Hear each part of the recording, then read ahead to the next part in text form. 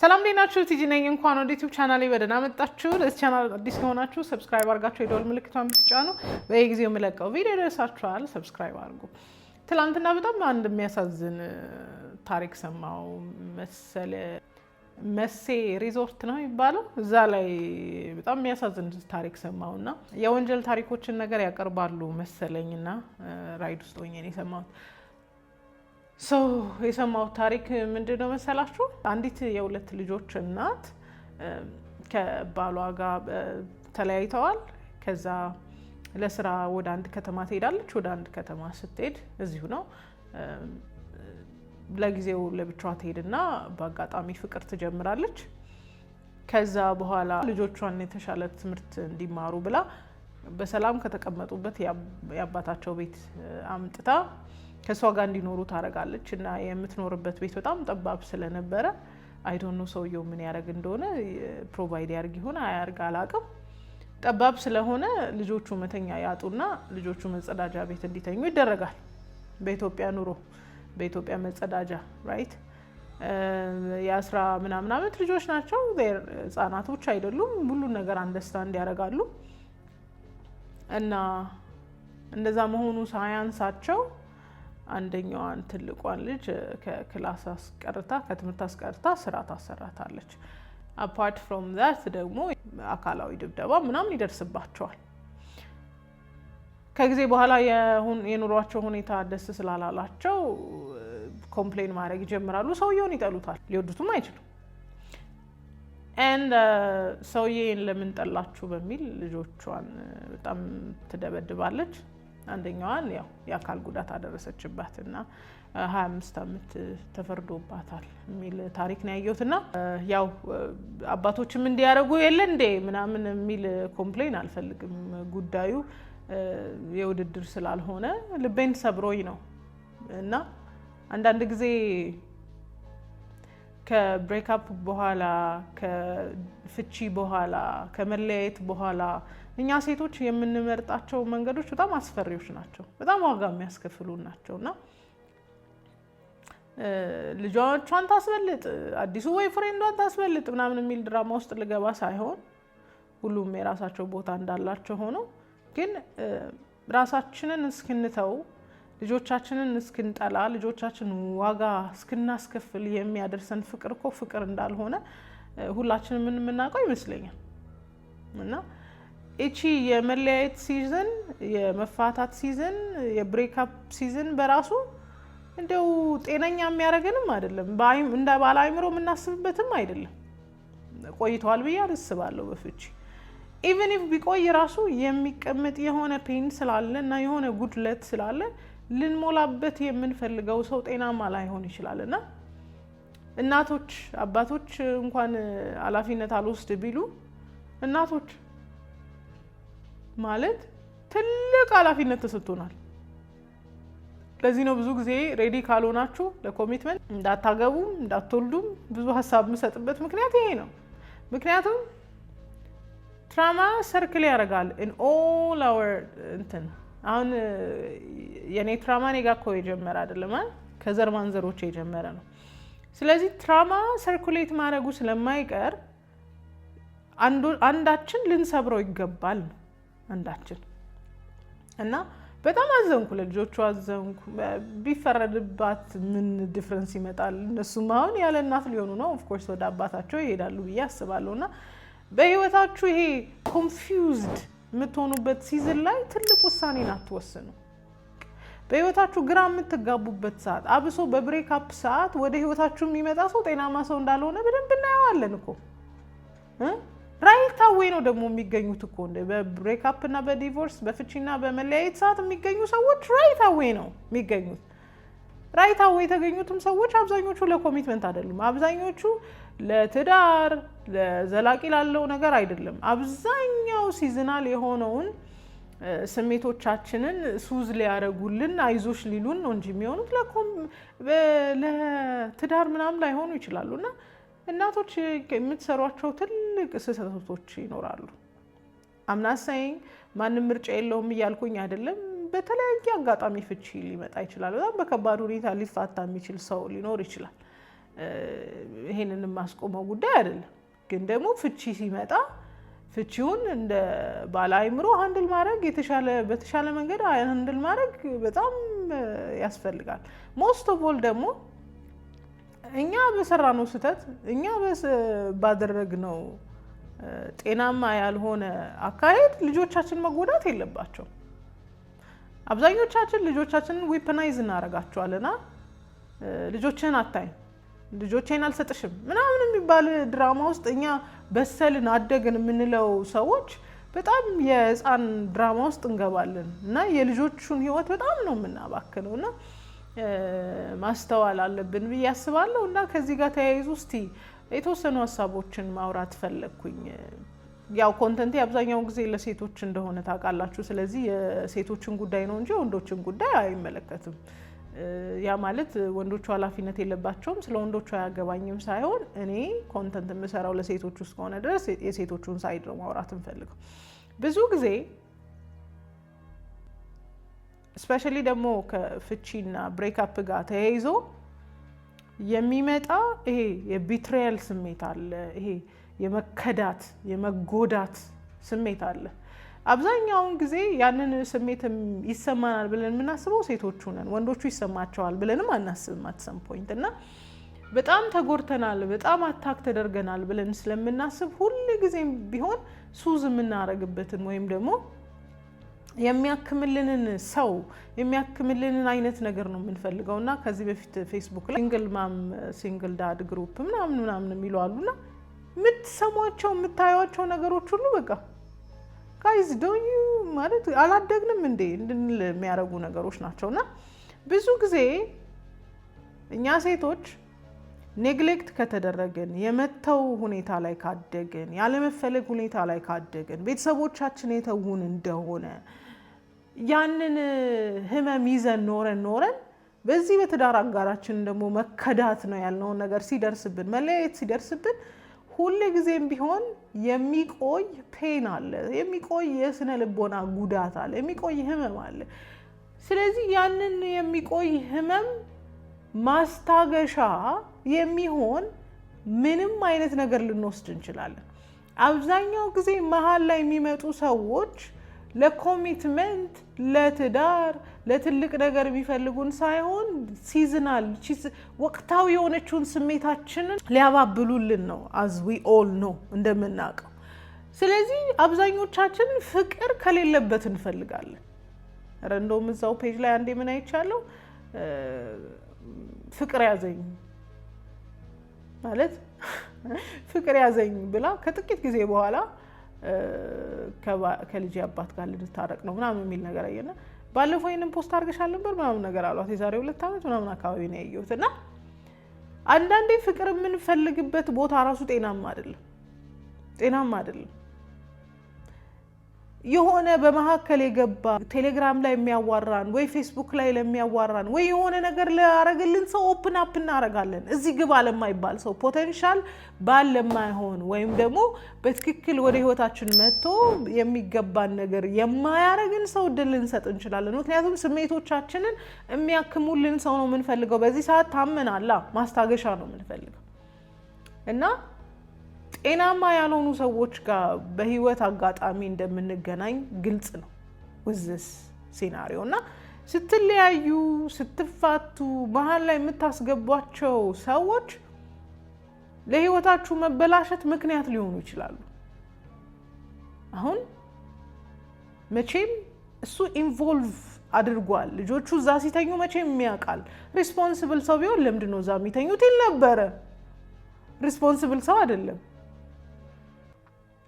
ኃላፊነት የሚሰማው ሰው ቢሆን አንቺንም ልጆች የኔ ልጆች ባይሆኑ እንኳን እስቲ ቴክ ኬር አረጋቸዋለሁ በሚችለው ብለው እንኳን ወይ የተሻለ ቤት እንኳን አልተከራዩ ሰፋ ብሎ ልጆቹ ሽንት ቤት እንዳይተኙ የሚያረጋቸው። this is it አያችሁ አካሄዶቻችንን ስሜቶቻችንን ሊያረጋጉ የሚችሉ ስሜቶቻችንን ብቻ ሊመግቡ የሚችሉ ጤናማ ያልሆኑ ሰዎች ላይ እንወድቃለን በእንደዚህ አይነት ሄክቲክ ሰዓት በእንደዚህ አይነት ጤናማ ባልሆነ ሰዓት። ስለዚህ የምትመጧቸው ሰዎች ስፔሻሊ በህመም ላይ ግራ በመጋባት ላይ ሆናችሁ ወደ ህይወታችሁ የምታስገቧቸው ሰዎች ለህይወታችሁ መመሰቃቀል ምክንያት ሊሆኑ ይችላሉ። ይሄ ሰውዬ ፎር ሹር ልጆቿን ስትደበድብ ያያል። ትምህርት ቤት ድረስ የደረሰ ኢንፎርሜሽን ልጆቿ እሱ አለማየት አይችልም። መሀል መግባት ላይ ፈልግ ይችላል። ስለዚህ ወደ ህይወታችሁ የሚመጡ ሰዎች የእናንተን ህይወት የሚቀበሉ ካልሆኑ፣ የእናንተን ትዳር የቀድሞ ሁኔታ የማይቀበሉ ከሆኑ፣ የእናንተን ልጆች እንደ ልጃቸው እንኳን ማሳደግ ባይችሉ፣ ምርጫችሁ እዛ ድረስ ከደረሰ እንደ ልጆቻችሁ እንኳን ማሳደግ ባይችሉ አትሊስት ልጆቻችሁን የማይገፉ ሰዎች ናቸው ወይ ብላችሁ ቀድማችሁ ከማጣራታችሁ በፊት ለምንድን ነው ኮሚትመንት ላይ የምትገቡት? ምክንያቱም ህመማችሁን የሚያስታግስላችሁ ሰው ስለምትፈልጉ። በዚህ ሰዓት ላይ ማይሆን ውሳኔ አትወስኑ። ጤናማ ያልሆነ ውሳኔ አትወስኑ። አብዛኛው ሊጠቀም ነው እንጂ የሚመጣው በትክክልም ነገ ላይ የተሻለ ህይወት ከእናንተ ጋር ለመኖር ላይ ሆን ይችላል። ኦኬ።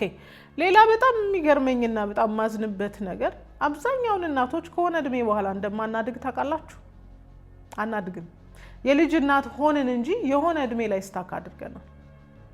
የምንፈልገው ሮማንስ፣ የምንፈልገው የፍቅር ሁኔታ፣ የምንጓጓለት እንትን የሆነ የሚያስደስተን ነገር ምናምን የሆነ እዛ ጋር የሆነ ከመውለዳችን በፊት የቆምንበት ቦታ ላይ ነው ያለው። ማቹር አናረግም አንዳንድ ሴቶች ለምን እንደሆነ አላውቅም።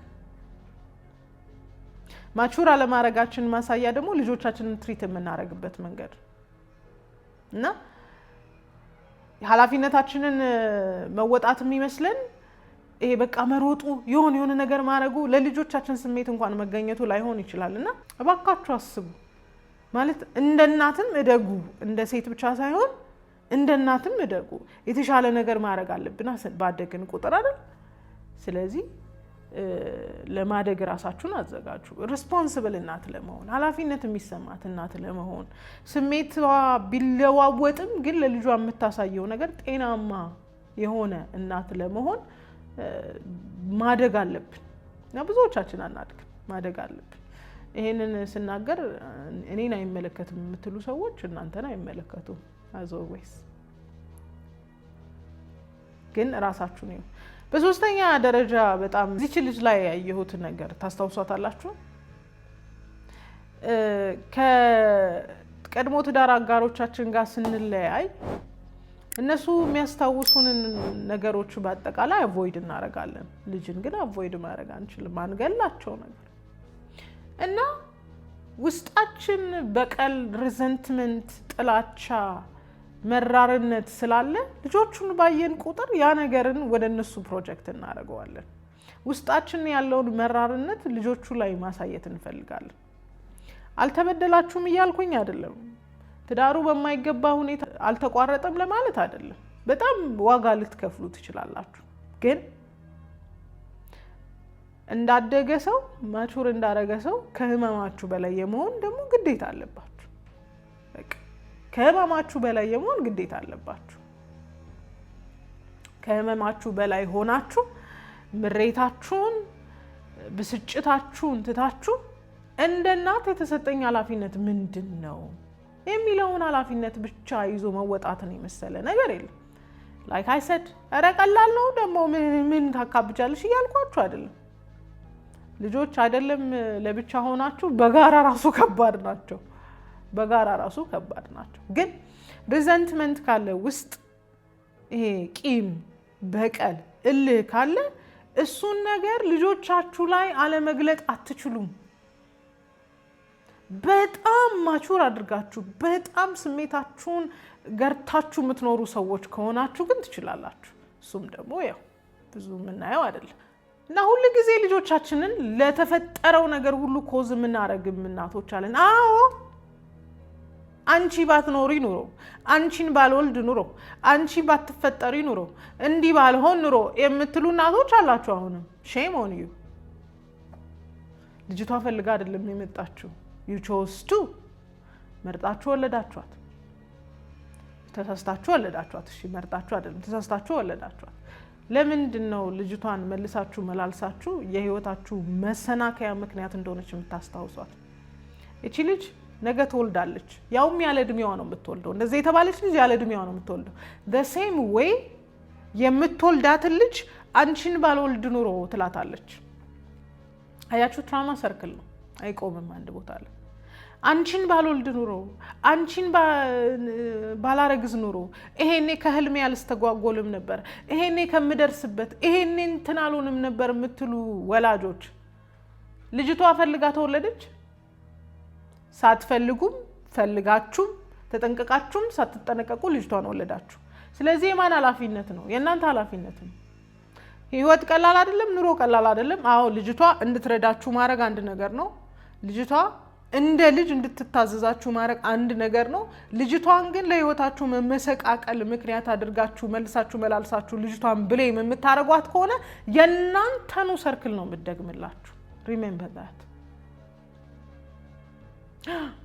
ብዙ ሴቶችን አይተናል አይደል እናቶቻቸው እየረገሙ አሳደጓቸው እነሱም the same thing ደገሙ እነሱ ራሳቸው ልጆቻቸውን ይረግማሉ ልጆች ሳይፈልጉ መተዋል ሳይፈልጉ ፈልገንም ቢሆን ተሳስተንም ቢሆን አምጥተናቸዋል ኃላፊነቱ የኛ ነው የልጆቹ አይደለም ስለዚህ ስትፋቱ የናንተን መራርነት ባላችሁ የበደላችሁን ያስቀየማችሁን ያዘናችሁበትን ሐዘን ሁሉ ልጆቻችሁ ላይ የምትወጡ እናቶች be responsible እናት ሁኑ ኃላፊነታችሁን ተወጡ እግዚአብሔር ይጠይቀናል ስላልተመቸሽ ነው ለካ እንደዚህ ያላረክሽው አይልሽም በተመቸሽ ሰዓት ማድረግ የምትችውን ነገር አድርገሻል ወይ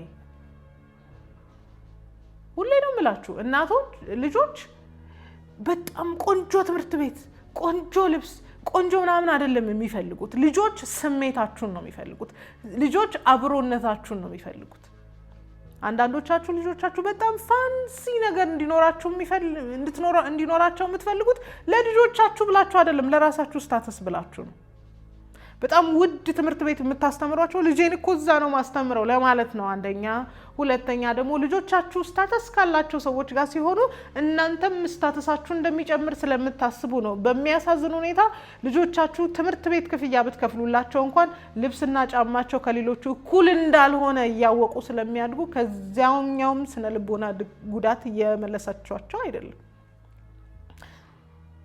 ስለዚህ ፕሮጀክሽኑን እናቁምና እንደ ወላጅ ኃላፊነታችንን እንወጣ ይሄንን ስል በግልባጩ ለአባቶችም ይደርሳቸዋል አባቶች በልጆቻቸው ህይወት ላይ ኢንቮልቭ አድርጉ ሪስፖንሲብል ሁኑ ኃላፊነት የሚሰማችሁ ሰዎች ሁኑ ግን የወለዳችኋቸው ልጆች ምንም አይነት ኃላፊነት የለባቸው ልጆች ሊያደርጉ የሚገባቸው ነገር ለወላጆቻቸው መታዘዝ እንጂ የወላጆቻቸው ስሜት አረጋጊ መሆን የለባቸውም የወላጆቻቸውን ስሜት የሚጠብቁ መሆን የለባቸውም የወላጆቻቸውን ፍቃድና ኢንተረስት የሚጠብቁ መሆን የለባቸውም መታዘዝ አለባቸው እንደ ልጅ የልጅነትን ኃላፊነት መወጣት አለባቸው የወላጆቻቸው ኃላፊነት ግን በልጆቹ ላይ ዲፔንድ የሚያደርግ መሆን የለበትም አብዛኛው ወላጅ ያደረገ ያለው ነገር ይሄ ነው